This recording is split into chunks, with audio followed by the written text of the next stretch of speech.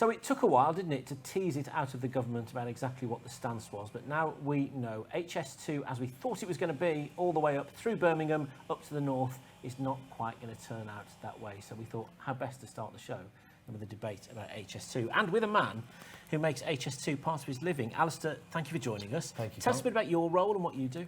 Well, I'm a partner at Lodders, a solicitors practice. I'm based in Stratford-upon-Avon. We have offices in Birmingham, down in Cheltenham as well. We cover the whole region. And I look after a large number of farmers, landowners and homeowners who have lost their land or indeed their homes to the HS2 project. And some of them are feeling quite sore about it now. So rewind then, because HS2 has been going on for so long now, hasn't it? And the negotiations over land, what, yes. 10, 15, 20 years maybe? Yeah. How long have you been involved with Well, it? we started working on this almost as soon as the project was launched in 2010, Gordon Brown. We set up an advisory team to help landowners petition Parliament to try to stop it. It became clear that that wasn't going to succeed. The public as a whole wanted it. It was passed through general election after general election. All the main parties, apart from UKIP, all the main parties had it in their manifesto each and every time. It came through. They started building it a long time ago now. And our clients, I actually did one of the, or possibly the first homeowner to have their land purchased or compulsorily purchased live on the radio. One of those things you assume is a setup, but it actually, that's how it happened. We complained so much, the BBC, I think it was, they turned up to have a debate, and we did the deal there and then, which was quite ironic. And we've been working on it for years and years and years, and it's so frustrating because the only thing that we can say to our clients is it's the will of the people, and it's a grand project. We'll be proud of it for decades to come.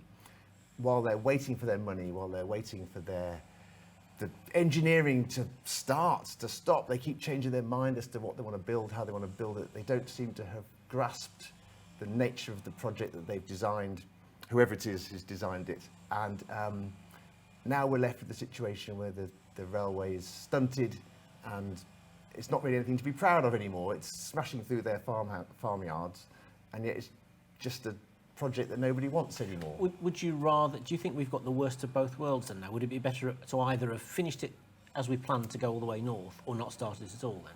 Well, what we should have done is built a less fancy railway, which could have been built and finished and opened by now. The need for speed which was a political decision, has stymied the whole project because it needs to be straight and flat, and to build straight and flat you have to smash through things and you have to build tunnels and viaducts and so on. A more modest railway would have answered the need, which we do have. Manchester to London via Birmingham needs a railway line, and it's now not going to get a proper one.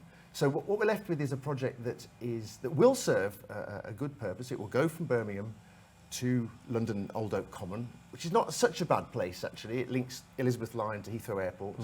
The Prime Minister has promised us that it will go to Euston. They've downgraded the Euston, because the railway is downgraded so the Euston station can be made a bit more modest. They've promised that will happen. If it does happen, then you've still got the core of the project. But we don't have the northern leg, which was the whole point of it. Does that devalue the value of the whole project to Birmingham as a city? Yes, it does, because we deal with London, but we deal with Manchester and Leeds all the time.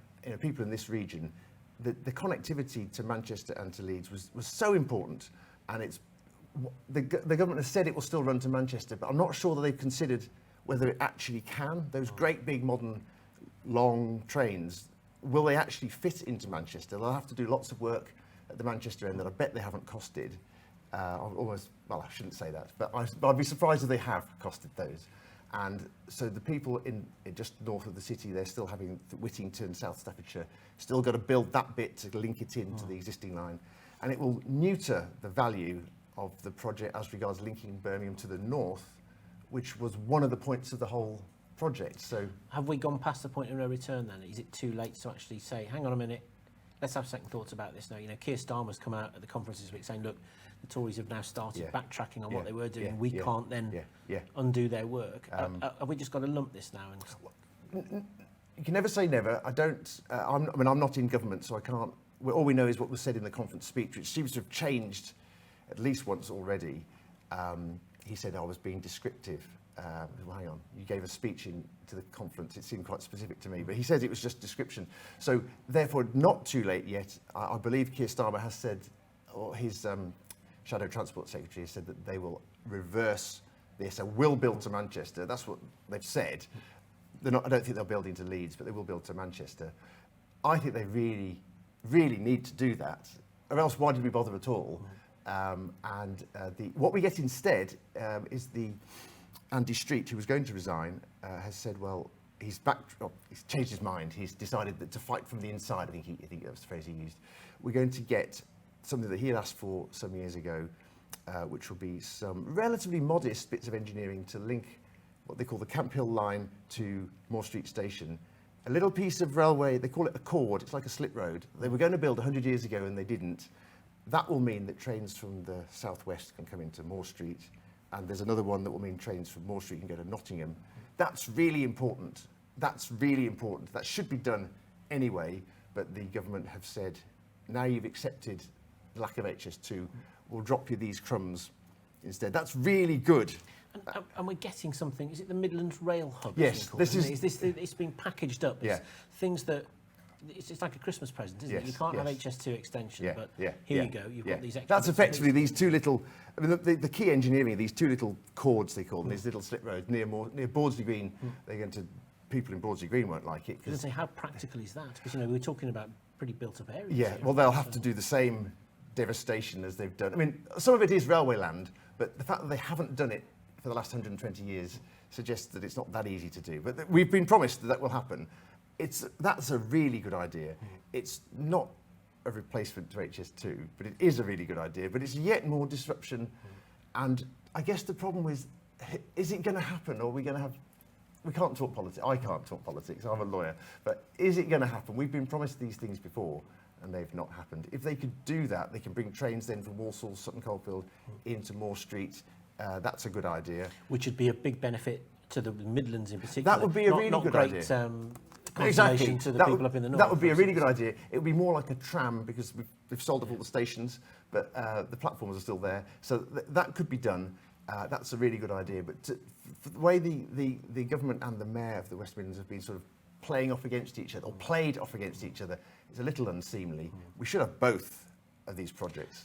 You came in on the train today, didn't you? The same as I came in on the Sardine Express from the north. I don't know about what was yours like. Well, it was a few minutes late, but it was all right. It was all right. And passenger numbers are slowly recovering, I understand. Obviously, COVID did devastation to the railways, which is the reason the government have been allowed quietly to drop HS2, but numbers are returning. I had to go to London recently, and getting a seat was a bit of a job, so there's certainly passengers on those main routes. I guess the industrial action that's been going on the rail lines for months and months now is not doing a great PR job for the railways either. I mean, isn't HS2 just another nail in the coffin? It's a sort of another... I guess the two sides, again, that's a really, really complicated... well, it's not that complicated, it's about money. Everything revolves around money. Everybody wants more money. Of course they do. And there doesn't seem to be enough money in this country for railways. So you do wonder why we ever bothered building one of the swankiest railway lines around when we perhaps we could never afford it. Why, as you said earlier, why did we start it? People have lost out. The farmers haven't even been paid in full for what the land they had taken from them years ago.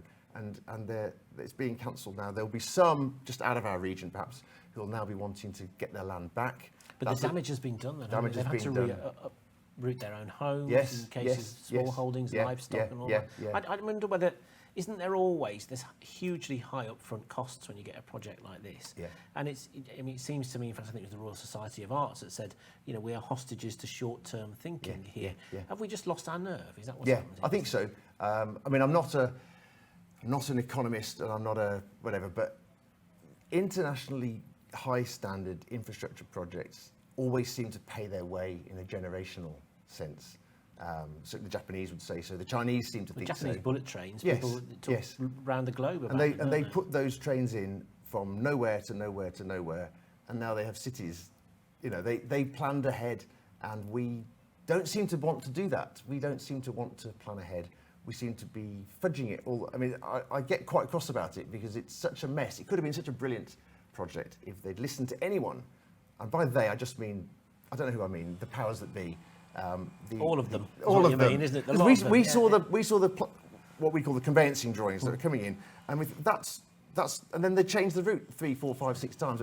Who was designing it? Who was in charge of it? Because it was a political project, not an engineering project. So it was a job creation scheme to build us out of the banking crisis. So it was always hold below the waterline, because it was designed to be fancy, rather than to answer the need, which was another line from Manchester to London. And yet, I mean, in fact, you can hear outside our window of the studio today all the infrastructure work that's going on in Birmingham city centre, which is being pedestrianised and all sorts of transformations. And it's all part of a joined-up picture, isn't it? We saw it with the Commonwealth Games, didn't we? How this integrated transport structure allows people to just get around. Yes. And surely if you rip one part out of that, which is supposed to be the flagship part, the others become not pointless, but less relevant? No, I agree entirely. And I suppose in Birmingham we're slightly spoiled by the fact that New Street Station goes to everywhere. We're having to accept that we're going to have New Street, Moore Street and Curzon Street, and we'll have to walk from one station to the next. People in other cities seem to manage that.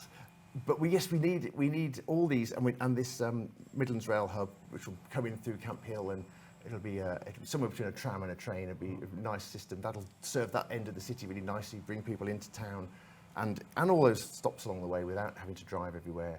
Therefore, you can pedestrianise the city centre because you don't need a car. You know, we're doing sort of one without the other. We're banning cars, but we haven't yet put in place the ability to get around. That's what I mean, the whole joined up, as if there's a piece missing out of the Lego set, you can't build it, can you? And trains, not everybody likes trains, but they are dead useful, and they take you from place to place pretty easily. Short walk at either end, easy. So going forward then, from your point of view, what does this decision on HS2 mean for the job that you're doing with the people that you're working with? I suppose because I'm based in the central England, probably won't affect me too much, because it's still happening from just north of Lichfield all the way down to Euston. That's kind of my patch. So we'll just have people who are fed up that they agreed, well, that's what they agreed, it was compulsory, but they got on board with this wonderful national project. They're now, it's a bit of a laughing stock now, and they'll feel a bit fed up with that. So we'll carry on doing the work for them to ensure that they get fully paid, because there's a lot of money still owing to a lot of people. The project has been, I don't want to say mishandled, but not handled at all is probably a better way of putting it. If I could say to you, Alastair, right, I'm going to take you out of this building now, I'm going to sit you down at Downing Street, put you in front of the Cabinet, the Transport Secretary, the Prime Minister, what would you say to them? I would say you need to build it to Manchester, you need to build it to Nottingham Airport, you need to get on with it, get it done, borrow the money. In 25 years' time, our children, our grandchildren will thank you for doing that. That's what they should do. Excellent. Thank you for coming in. Thank you. Really good to catch up. I have a funny feeling that's not the last we've heard of the HS2 debate here at Birmingham Business TV. As you can hear, other infrastructure works is going strong outside the window here at the Liquid Media Centre. Let us know what you think about HS2. Are you in favour of what the government have done? Do you think they've got it right? Do you think they've got it wrong? Please do interact with us on our website, and don't forget, you can catch up on YouTube and comment on everything that you see here as well. Time now, though, to head over to Davis, who's got some must-attend events for your diary.